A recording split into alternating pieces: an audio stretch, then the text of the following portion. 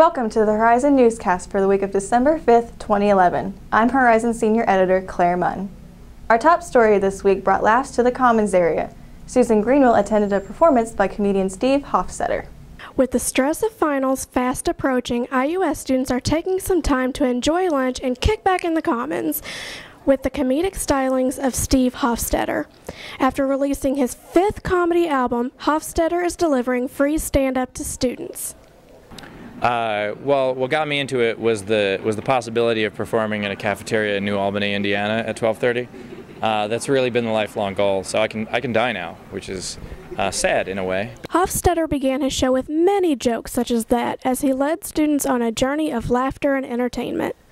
Hofstetter is an author, columnist, and comedian who started with material pertaining to college life and has since become a social commentator. Hofstetter tours over 100 college campuses and dozens of clubs each year.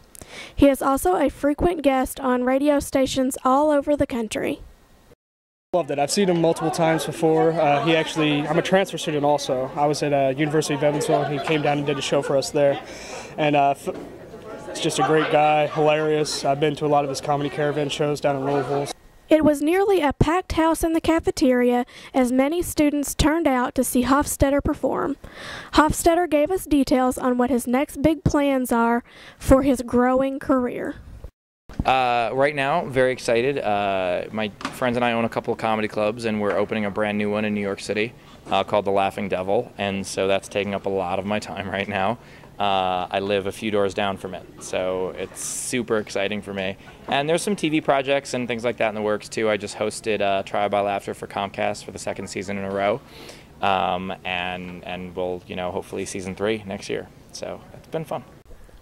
Hofstetter also gave students an opportunity to buy T-shirts, CDs, DVDs, and signed autographs after his show.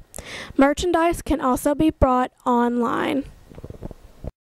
I thought it was really good, actually. It was nice to sit and laugh, and we've had other shows, but this one was the best, I think. I laughed the whole way through. For more information about Steve Hofstetter or to order photos and videos, visit www.stevehofstetter.com. You can also follow Hofstetter on Facebook, YouTube, and Twitter. This is Susan Greenwell, Horizon Newscast. For more information about Steve Hofstetter, visit his website at www.stevehofstetter.com. Throughout American history, immigration has been a hot topic of discussion. Ryan Keith went to the IUS Common Experience presentation to learn more. This is the immigrant experience, which we're going to learn about the experience of immigrants in the United States. Immigration is a big issue in the campaign and in policy, where we're deciding what to do with immigrants that are here illegally and what kind of benefits to offer them. Immigration has been an integral part of U.S. history, whether we approve of it or not. Former immigration attorney Jay McTeer explains rules and misconceptions of the U.S. immigration processes and policy.